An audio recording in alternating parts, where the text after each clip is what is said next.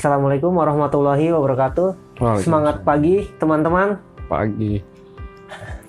Alhamdulillahirrabbilalamin. Sekarang hari ketiga Rapimnas 6 FSPRTN MSTSI. Saya bersama, mungkin teman-teman juga bertanya nih, siapa yang berada di sebelah kanan saya? Siapa nih Kang? Namanya Kang, boleh perkenalkan diri? Siap. Nama saya Wahyudi Kusmana. Saya Ketua PUK dari Hands ABC Indonesia Plan Karawang. Semangat rekan-rekan tim pengurus dan anggota Daan Mogot Pasuruan. Semangat. Ya, sebenarnya sih harusnya Pasuruan juga ikut ya Rapimnas, tapi karena kondisi pandemi COVID-19 ini jatahnya hanya di PUK tertentu yang ruang lingkupnya berada di Jabodetabek plus Jabar. Jabarnya pun cuma sebagian. Artinya harus kita bisa bertiga di sini sama Pak Sugeng gitu. Buat informasi aja, Pak Sugeng itu merupakan ketua PUK Hands ABC Pasuruan. Ini kan tadi udah kenalan ya sama anggota di Daan Mogot. Saya boleh dong kenalan sama anggota di Karawang? Boleh, wajib lah. Nanti karena video ini nanti bakal kita share di 3 Plan ya. Iya, di grup PUK nasional ya. Oke, siap. Assalamualaikum, nama saya Arif Rahman. Saya Ketua PUK Hands ABC Indonesia Plan Daan Mogot yang baru di SK-kan oleh PDDKI Jakarta itu pada bulan Maret. Ya, jadi teman-teman salam kenal. Terus gimana kabarnya teman-teman Karawang dan juga Pasuruan? Semoga semuanya dalam keadaan baik ya. Amin. Jadi teman-teman begini teman-teman. Video ini kenapa sih dibuat? Ini merupakan konsep baru dari PUK Daan Mogot, di mana kita bakal selalu mengadakan yang namanya bukan pendidikan sih, tapi lebih kepada sharing ilmu ketenaga kerjaan dan juga perkembangan yang dialami PUK terkait ketenaga kerjaan untuk dinikmati oleh anggota, karena kita tahu bahwa masa-masa sekarang itu kan sulit yang namanya bertatap muka. Sedangkan biasanya di klub kita itu kan tatap muka ya Kang ya? Iya, betul. Mengumpulkan orang banyak itu agak sulit gitu kan. Iya. Terus bagaimana caranya kita mengakalinya dengan memanfaatkan teknologi. Betul. Salah satunya adalah membuat video-video seperti ini ya. Iya. Nah karena ini di awal mungkin tidak ada materi yang kita sampaikan gitu kan. Iya. Tapi teman-teman baik dari Daan Mogot, Karawang maupun Pasuruan yang ingin dibuatkan video khusus misalkan, Kang Yudi tolong dong dibuatkan video khusus tentang ketentuan pensiun misalkan seperti itu gitu kan, mengingat anggota kita tahun depan banyak yang hampir banyak pensiun masa kerja Ya, misalkan betul. kayak begitu. Bisa nanti kita buatkan gitu kan. Terus ya. kemudian mungkin di Pasuruan ada ada isu-isu lain yang perlu dibahas gitu. Ntar mungkin mudah-mudahan sih Pak Sugeng terinspirasi gitu, kita bisa buat yang hal yang seperti ini. Begitu juga di Daan Mogot nanti teman-teman, apabila ada isu-isu ketenaga kerjaan yang perlu dibahas gitu kan, perlu di-share, mungkin bisa request ke PUK-nya untuk mengadakan atau membuat video-video seperti ini. Iya. Ya seperti itu sih pembukaan dari saya. Jadi untuk edisi pertama nih, ini juga edisi Perdana dan luar biasa saya bisa ditemani oleh Kang Yudi. Mungkin materinya santai-santai aja Kang Yudi. Iya, ngopi santai. Iya, jadi saya hanya coba ngobrol-ngobrol santai nih. Pertama nih Kang Yudi, Yap. udah berapa lama aktif di Serikat Pekerja? Saya sendiri awalnya aktif jadi komisariat ya. Komisariat dulu kepengurusan Pak Usuf Supriyadi, kemudian dilanjut PLT Pak Yanto sekitar 1 tahun, Pak Usuf 2 tahun, 3 tahun, dan sampai sekarang saya hampir 4 tahun di kepengurusan PUK Hands ABC, dan untuk jadi ketua pun baru 1 tahun ya. Oh iya. Hampir 1 tahun di Oktober kita. Ya, saya ingat, saya hadir sih waktu pelantikan itu ya. Iya, betul. Oktober tahun lalu ya. Saya undang juga dan jadi yang ingin saya konfirmasi, sebelum menjadi ketua serikat, Iya. selama kepengurusan periode sebelumnya ya, Pak Usut kalau nggak salah dan Pak Yanto, itu cuma jadi komisariat. Saya komisariat dan naik menjadi wakil sekretaris. Oh, jadi pas naik jadi wakil sekretaris itu pas masanya Pak Yanto. Ya, waktu dia PLT. Iya, PLT ya. Oh gitu, berarti bertingkatnya termaksud yang cepat ya, karena saya pikir sebelumnya Kang Yudi itu bagian dari tim 7 gitu. Bukan tim 7. Oke, luar biasa deh. Terus gimana Kang Yudi sebelumnya kan sebagai pekerja biasa, betul, kemudian aktif jadi pengurus serikat gitu. Iya, Gimana betul. perbedaan mencoloknya seperti apa? Awal-awalnya sebenarnya sih ketertarikan dalam segi organisasi, saya sudah sudah inilah dari SMA pun organisasi saya aktif ya, termasuk aktif ya, lumayan juga sih dari SMA, di kuliah pun ya sama, dan posisi sebenarnya ketertarikan di organisasi di perusahaan sekarang serikat pekerja sebetulnya sangat-sangat banyak tantangannya sebenarnya dari situ sih, awal dari ketertarikan, tantangan, dan banyak yang perlu didalami lagi. Bikin penasaran ya tantangan. Iya, nah itu image dari saya dulu sebelum jadi komisariat dan sekarang jadi ketua, image serikat pekerja itu seperti demo, dan ya sekarang pun ya terlaksana oleh saya juga ya, terlaksana sama saya. Jadi ya kok ya udahlah, nyantai sih, jadi ini enjoy lah, intinya jadi komisariat sampai jadi ketua pun nyantai ya, enjoy deh, udah deh, nggak terlalu ini deh. Tapi sih, maksudnya secara personal Kang Yudi ngerasa ada pengembangan diri nggak? Maksudnya ketika sebelum menjadi aktivis serikat pekerja dan setelah menjadi aktivis serikat pekerja, ada nggak hal-hal soal pengembangan diri positif gitu? Banyak. Dari pengembangan positifnya banyak banget sih, banyak ilmu-ilmu yang saya dapat tentang aspek-aspek keseluruhan dari modul serikat pekerja tersebut, semua banyak deh. Intinya jadi ya wawasan saya nambah lagi tentang ini sih, tentang keorganisasian. Nggak ada ruginya ya? Nggak ada, malah menurut saya sih bermanfaat ya. Bukan saya saya ada ketua serikat nih, saya ngobrol ketua serikat, kalau nggak salah dia ketua PUK Sukabumi. PT apa kan? Apa nggak usah dibahas lah? Jangan dibahas. Pokoknya ada seorang ketua di sebuah perusahaan daerah Sukabumi. Awalnya dia komisariat, ketua PUK, dan sekarang dia menjabat lurah. Oh, begitu. Nah itu tantangannya itu ya seperti itu juga sih. Artinya secara tidak langsung pengalaman dia di organisasi itu terpakai di masyarakat. Nah itu ya fungsinya kita ikut organisasi, banyaklah wawasan yang luas banget, benar-benar. Oke, menarik. Menarik nih teman-teman. Ini juga bisa membuktikan ya bahwa ayo jangan ragu-ragu untuk aktif di organisasi serikat pekerja. Karena begini teman-teman, kalau ditanya manfaatnya apa, ya sebenarnya sih yang bisa menjawab ya anggota sendiri. Betul. Selama menjadi anggota serikat pekerja, apa benefit-benefit yang sudah dirasakan gitu sebenarnya itu kalau gitu. Cuma kalau untuk menjadi pengurus serikat pekerja memang harus ada sedikit panggilan hati ya teman-teman. Iya, betul.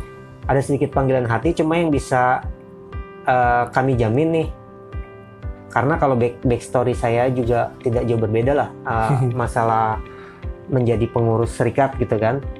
Iya. Yang bisa kami jamin bahwa ketika kita menjadi pengurus serikat pekerja dalam hal ini, itu banyak hal-hal positif yang bisa kita dapatkan. Dan yang paling terlihat adalah pengembangan diri ya. Betul. Pengembangan diri gitu, bahwa organisasi serikat pekerja itu kan bukan organisasi main-main ya. Betul. Betul lah. Kita itu organisasi yang Besar, apa namanya? Besar, yang apa namanya, memiliki dasar hukum yang jelas, Iya. legal standing yang jelas, dan memiliki apa namanya, peran vital dalam sebuah perusahaan gitu. Itu menuntut pengurus serikatnya itu mau tidak mau berkembang gitu, mau tidak mau meningkatkan skill. Banyak yang skill yang harus ditingkatkan ya, Betul. kayak komunikasi Komunikasi. dan lain sebagainya. Dan benefit itu langsung dirasakan ke pribadi masing-masing gitu kan. Coba dirasakan oleh tim pengurus Ya, seluruh lah. Insya Allah lah. ya maksudnya dengan kita aktif di serikat pekerja, secara tidak langsung mengupgrade gitu skill kita gitu. Awalnya skill. Ya, pengupgradean skill itu ya inilah dari diri sendiri ya. Dan banyak yang inilah terkait benefit juga lumayan. Nah, itu yang penting, itu juga penting. Jadi serikat pekerja itu kan sebagai wadah ya, wadah kita Betul. untuk memperjuangkan ya kan, Iya. membela Membela hak dan pekerja dan meningkatkan juga kesejahteraan pekerja. Ini menarik nih. Jadi boleh share nggak nih contoh real aja deh di Karawang. Kita mengandai-andai kalau tidak ada serikat pekerjanya dan sekarang ada serikat pekerjanya. Hal apa yang paling mencolok gitu yang tentang kesejahteraan karyawannya? Karena ada serikat pekerjanya, makanya muncul kesejahteraan karyawan titik-titik gitu. Ada nggak contoh realnya di Karawang? contoh real sih banyak ya. Awalnya ya banyak sih yang contoh real tentang kesejahteraan yang rekan-rekan rasakan. Kalau dari awal saya masuk ya mungkin sudah hampir ya, bukan 100% sejahtera, tapi hampir mendekati sejahtera. Ya sekarang pun sebenarnya masih belum ya. Ya. Karena ukurannya juga beda ya. Ukurannya juga not measurable. Iya, sulit untuk dihitung. Ya itu sulit untuk Apa dihitung itu sejahtera gitu ya. kan? Seperti apa sih sejahtera itu kan? Ya benar-benar. Itu sih jadi ya hampir lah dari sebelum adanya serikat kemungkinan besar beda lah ya. Iya. Kalau sebelum adanya serikat, terus setelah adanya serikat ya alhamdulillah benefit yang kemungkinan dulunya mungkin senior saya dan senior Mas Arif dan yang lainnya kemungkinan ada lah segi positif dari adanya serikat di perusahaan kita. Ya, Itu sih. benar-benar. Jadi gampangnya gini teman-teman, bahwa privilege atau keistimewaan perusahaan yang mempunyai serikat pekerja kan dapat kesempatan untuk berunding PKB. Ya betul. Sedangkan PKB itu kan memuat hak Banyak dan hak, kewajiban. Nah, bicara tentang hak di PKB itu kan tidak boleh kurang dari undang-undang, ketentuan undang-undang. Betul. Mengenai hak, bahkan boleh lebih gitu iya. kan. Nah, karena perusahaan kita memiliki serikat pekerja, memiliki PKB, itu pintu untuk menambah benefit-benefit kesejahteraan. Betul. Gitu. Sekarang gini aja teman-teman ya, buka-buka lagi PKB-nya, lihat benefit-benefit di sana, kayak misalkan paling gampang cuti tambahan. Yep. Ya, cuti tambahan kan kalau di undang-undang tidak diatur.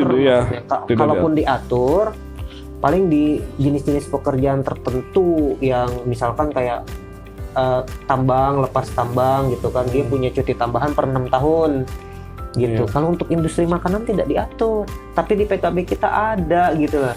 Iya, betul. Dan luar biasanya lagi Kang ya, yang di PKB kemarin itu alhamdulillah kita bisa berhasil menaikkan di masa kerja 25 tahun ya, dapat cuti tambahan. Cuti tambahan 21 hari. 21. Ya, itu kan luar biasa gitu. Dan itu bisa terjadi karena kita itu berunding PKB, dan kita berunding PKB bisa terjadi karena perusahaan kita memiliki serikat Pekerja. Nah, seperti itulah ceritanya, gambarannya gitu teman-teman ya. Siap. Nah,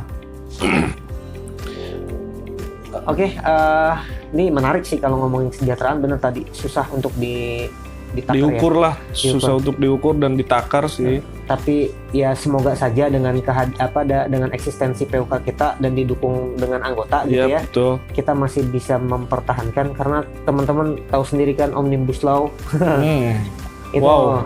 butuh kekompakan nih ya kan. Yes. Oke, saya pengen tanya selanjutnya nih, tema yang rada-rada ngeri-ngeri sedap gitu ya, menyangkut kesejahteraan yang tanda kutip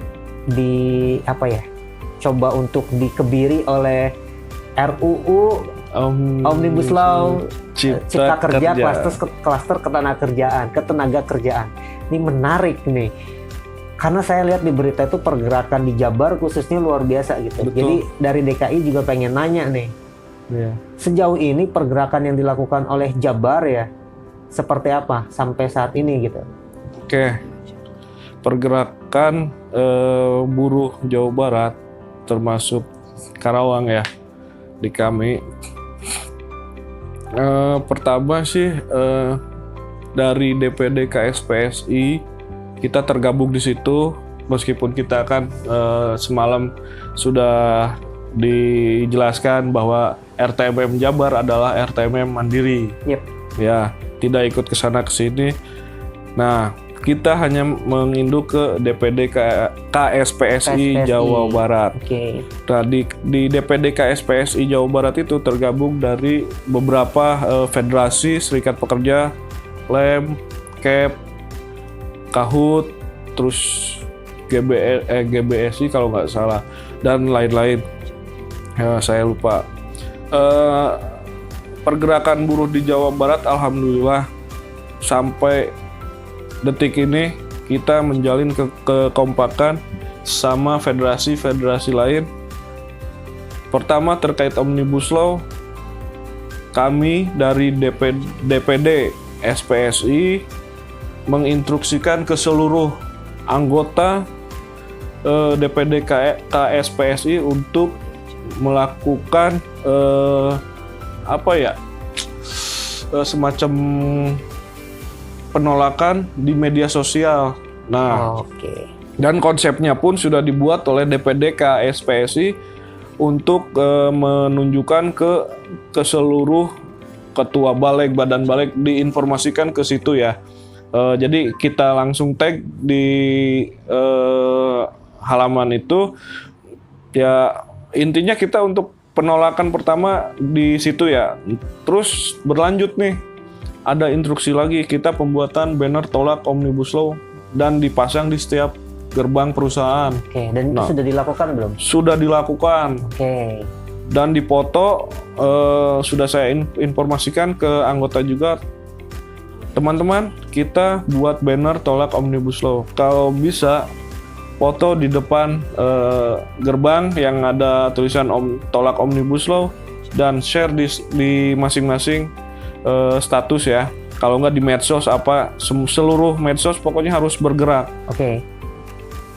Banyak juga sih yang dari DPD KSPSI Jawa Barat, terutama RTMM, itu benar-benar kita menjalin kolaborasi. Oke. Keseluruhannya itu lewat ya semacam konsolidasi. Dan untuk aksi turun ke jalan itu udah berapa kali? Kalau aksi turun jalan kita hampir sebulan sekali itu ada. Dan ini deh yang paling terakhir. Nah, yang paling terakhir itu kemarin kita posisi di bulan Agustus kalau nggak salah. Agustus di Gedung Sate ya? Di Gedung Sate ya, itu secara tidak langsung kita telah merobohkan pagar Gedung Sate. Luar biasa militansinya ya teman-teman. Ya, gitulah kalau Jabar. Ya, justru semangatnya atau kemilitan dalam menolak RUU Omnibus Law ini yang saya pikir harus dicontoh sama daerah-daerah lain, atau ya lebih khususnya semangat anggota-anggota lain gitu, karena kan mudah-mudahan jadi inspirasi teman-teman di DKI Jakarta ya, karena kita tidak ada di Pasuruan, kita tidak bisa tanyakan ya, mudah-mudahan lebih militansi lagi. Iya, lebih lagi Jawa biasa. Jawa Timur lebih militansi, gitu. militan. Dan ini informasi buat teman-teman di Jakarta bahwa pergerakan di PD Jabar ya, di apa namanya, secara khusus atau secara umum pergerakan buruh di Jawa Barat itu luar biasa kan.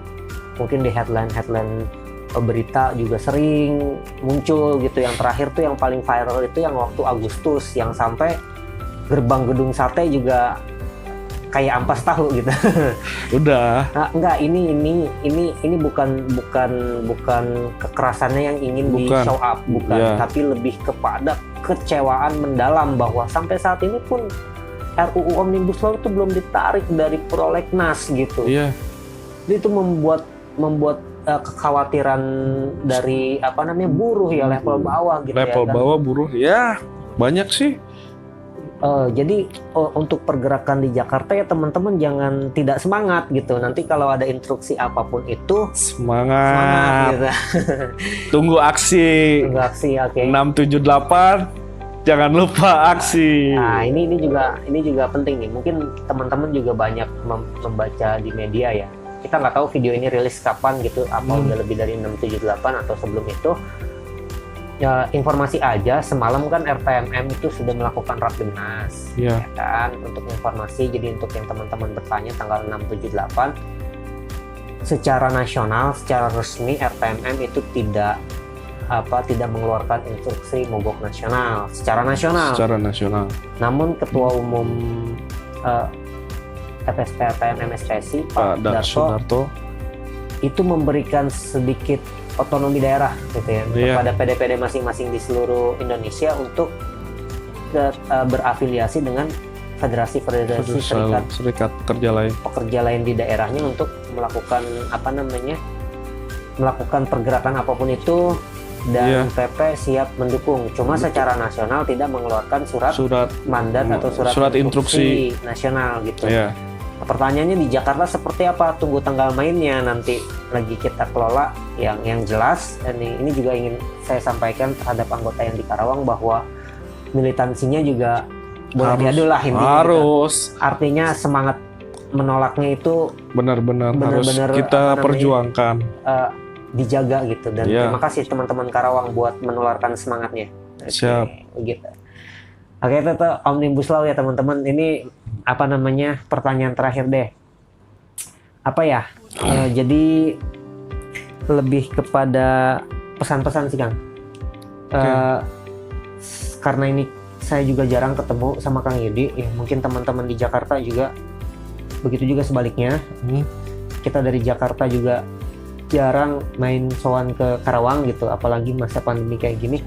Di video ini saya ingin meminta saran kepada khususnya anggota dan juga pengurus di Plan dan Mogot itu seperti apa dari Kang Yudi selaku Ketua PUK Karawang untuk menjaga semangat berorganisasi serikat pekerjanya. Monggo. Oke. Ya, Assalamualaikum warahmatullahi wabarakatuh. Mungkin pesan saya terhadap pengurus dan anggota PUK dan Mogot, kita jaga kekompakan dari seluruh perangkat pengurus, anggota, dan kekompakan bersama tim manajemen pun kita harus jaga agar tidak ada tidak ada miskomunikasi antara kita dengan pengurus, kita dengan anggota, dan seluruh dadip yang ada di perusahaan. Mungkin yang pertama yaitu jaga kekompakan, jaga keharmonisan, dan jangan lupa sih hubungan industrial yang harmonis dan dinamis sesuai dengan Panca Prastya itu kita harus tetap jaga selalu. Ya, mungkin pesan dan dari saya mungkin itu, apabila ada kurang-kurang ini mohon maaf. Ya, ini edisi perdana juga nih. Iya. Dan beda ya ngomong sama di depan kamera sama ngomong langsung gitu. Biasa. Agak-agak gimana gitu. Ya, siap. Oke, terima kasih Kang Yudi atas saran-sarannya. Ya teman-teman, mungkin kita sudahi saja video kita kali ini. Mudah-mudahan bermanfaat, dan sekali lagi kalau teman-teman ingin memberikan kritik membangun atau saran yang membangun bisa langsung, karena kita open ya. Iya. Open. Jadi 3 PUK open. 3 PUK itu open. Jadi Saran-sarannya kita inilah tampung. ya tampung. Seluruh 3 PUK tapinya. Oke, siap. Jadi Gitu. mungkin kedepannya kita bisa bikin program PUK nasional ya. Iya, Ya, betul. Sip. Gitu ya. Oke teman-teman, semangat pagi. Semangat. Assalamualaikum.